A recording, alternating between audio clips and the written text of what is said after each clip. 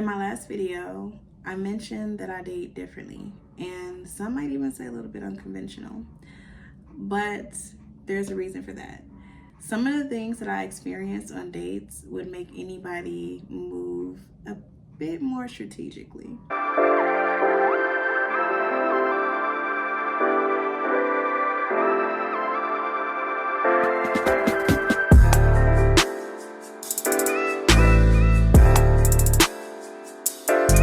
What's up, my Gunja kings and queens? Welcome back to the Smoker Circle, and if you are new, welcome. In my last video, I mentioned that I date differently, and some might even say a little bit unconventional, but there's a reason for that. Some of the things that I experienced on dates would make anybody move a bit more strategically. The first thing I want to say is I think the most important thing that I learned is how to love myself. I thought that I knew self-love, and I thought that I had a good self-concept, but boy, was I wrong. And being alone and being single for some years actually made those uncomfortable things about myself come to the surface, right? So that, I feel like, is the most important thing. If you don't love yourself, then you might be looking for it in the wrong places, or, holding on to people when the connection is done. And that's not only just for relationships, but I put that in everything. So friendships, family connections, anything where it's like, if I know that it's no longer serving me or no longer feels good to me, then it's time for me to leave. And that's very important. So one of the biggest things for me is observing someone's behavior. Like, I don't listen to anything that they say. I'm so sorry. I'm so sorry. You could tell me the sky is blue and I'm going to have to go outside and see it for myself. I'm just not going to believe you. Like, I literally have to see you in action. And I think the only thing that I really can see is where you put your investment. Let me cook. Investing time and effort, but also investing financially. I feel that some of the greatest advice that I've ever gotten is that a man follows his investments. For instance, if you have a situation where somebody is like, oh, you have to earn a date. I have to earn a what? Like, that's immediate. No, we're just not compatible. That's totally okay. No, sir. So it's like, that has been something that I really changed about myself. I would focus a lot on potential. Like, we have the potential to grow. We have the potential to be great, but fuck that. Fuck that. It's strictly on what you're doing in the moment. And the first, I would say, few weeks, I'm very strict. I'm really not even gonna give you weeks. But like, the beginning of any connection, 9 times out of 10 is when a person's gonna show up the most. That's when they're gonna be like their best self, on their best behavior, right? So if you're not even showing up in the beginning, giving it your all, then I know that this shit is just gonna be downhill from here. So I don't go into anything thinking I'm gonna find a soulmate, thinking I'm gonna even find a partner, honestly. I'm really in an era of my life where you have to show me. Like, I don't have any expectations beyond you putting in the effort. That's it. That's all. Like, beyond you being a provider and putting in the effort, I don't have any other expectation, because you're going to show your true colors eventually. Not rushing intimacy. And when I say intimacy, I don't just mean sex. I mean intimacy, period. Any type of intimacy. Like, I'm not rushing to kiss you. I'm not rushing to hold your hand. I'm not rushing to, like, when I say nothing that's like intimate, even intimacy as far as like watching movies together or going over each other's houses or anything like that, I don't do any of that. No. I am not like, oh, this is the first date. Like, I want to kiss you. No, sorry, not doing that.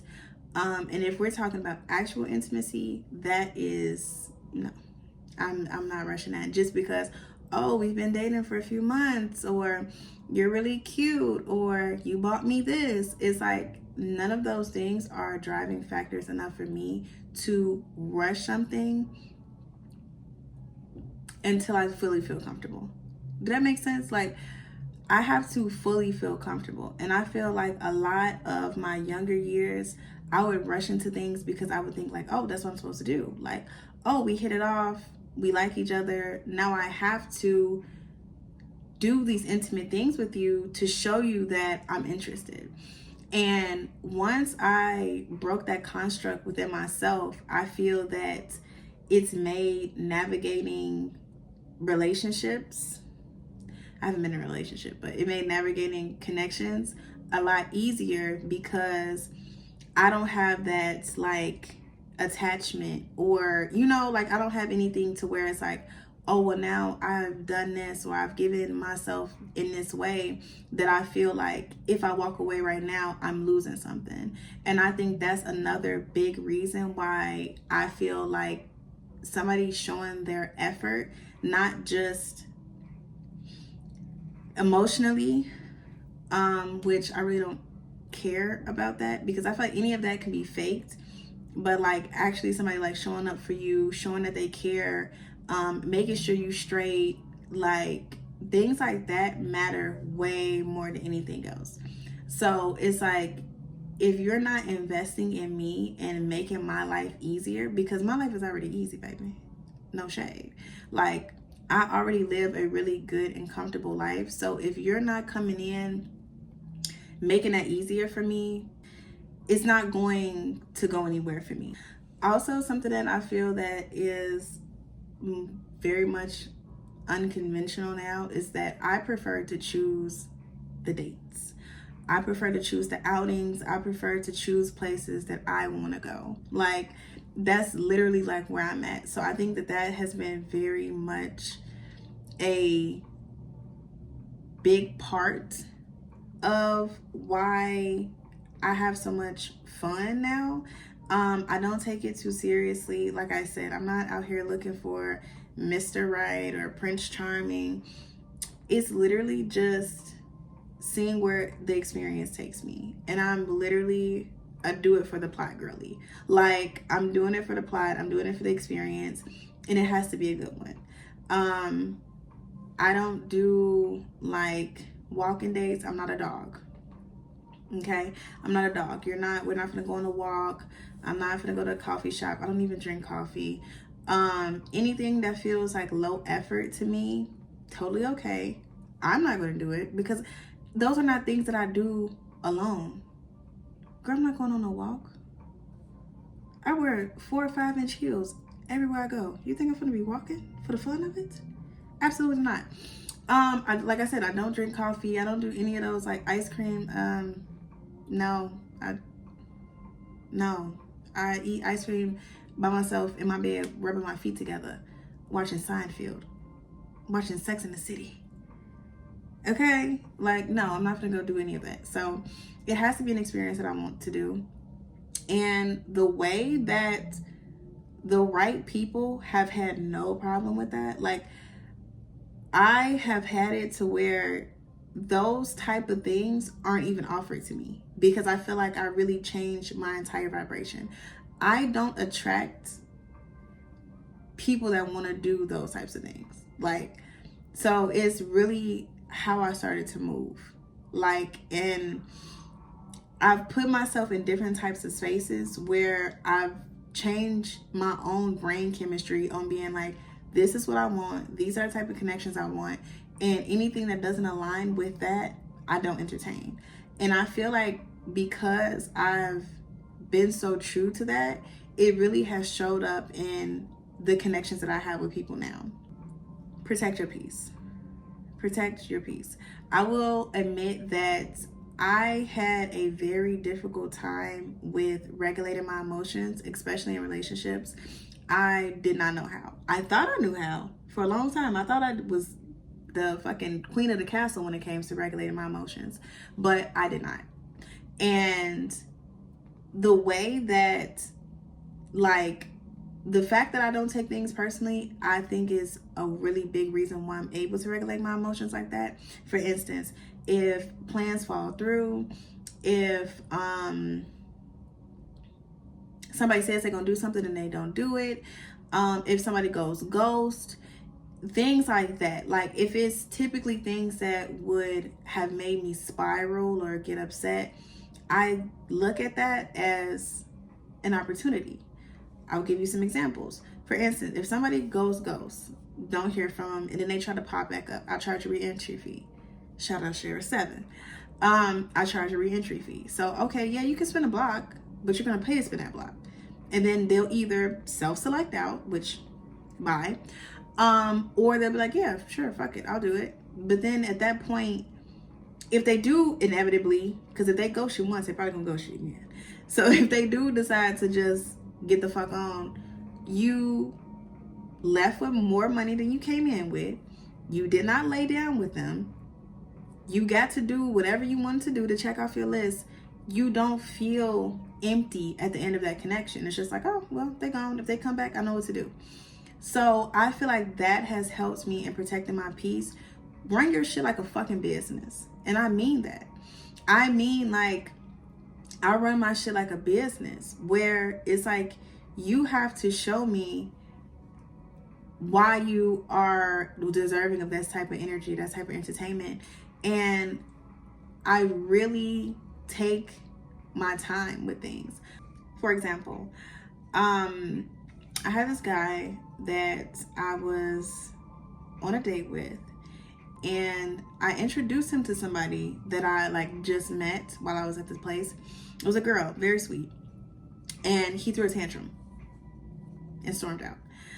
I have a lot of stories where it's like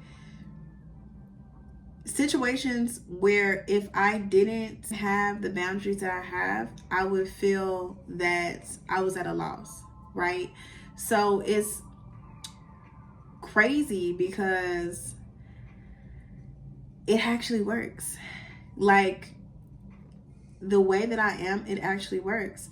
And I'm okay with being by myself. And I think that's probably was one of the most difficult things for me, especially when I was younger, is I didn't know how to be alone. Like, I needed to be in a relationship. I needed to be with somebody 24/7. I could not be alone with my own thoughts. And once I sat with those thoughts and really got to the bottom of why that was, absolutely everything changed. Experiences like that are exactly why I date the way that I date now.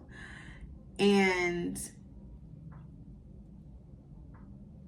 it helps me see a man's true colors before I invest too much of myself. Because even though, like, the reason that I am this strict is because when I do care, I care a lot. So instead of just giving that care away and all of this and then getting mad or upset at somebody because they're not reciprocating or mirroring exactly what I'm doing, I take the time out to evaluate and see how they show up. And if they show up good, great. If they don't, awesome. I'm not losing anything from the experience, and it's always about gaining. Now, I know something, oh, well, this is transactional. I think anytime you're dealing with anybody is transactional. Whether you're getting money, whether you're transferring, you're getting emotional regulation from them, it's always transactional. So for me, it's like, you call it what you want, don't call me for fronts. Like, I'm definitely not going to be scared to ask for something. So it's more so like being true to myself and allowing myself to feel comfortable before I rush into anything, and really taking my time, taking things slow, and just resting in my feminine energy, honestly. And that's also something I kind of want to mention, where it's like, I've been able to be feminine, not because of a man or what a man's done, but because I've allowed myself to fully rest in my femininity and not allow anybody to take me out of that. Like, the moment I feel that I have to be taken out of my femininity and I have to be more, I don't want to say dominant because I have a naturally dominant personality, but I have to take on more of the driving role, I guess I would say, is the moment where I'm like, I feel like I'm doing too much. Because it's a difference between being dominant and being sure of yourself and being the person that is just completely driving the entire connection. And if I ever feel like I'm the one that is even remotely starting to drive the connection too much, I know that it's not a match for me, because at that point, I'm not being true to myself and I'm completely stepping out of my femininity. I just wanted to kind of follow up from that video and give y'all a little bit of insight on how I date now. So if y'all want to hear the full story of the dude that threw that tantrum once I introduced him to somebody on that date, let me know, because I would love to tell y'all, because that story was absolutely fucking insane. Like, comment, and subscribe to your girl. Love you guys. Bye.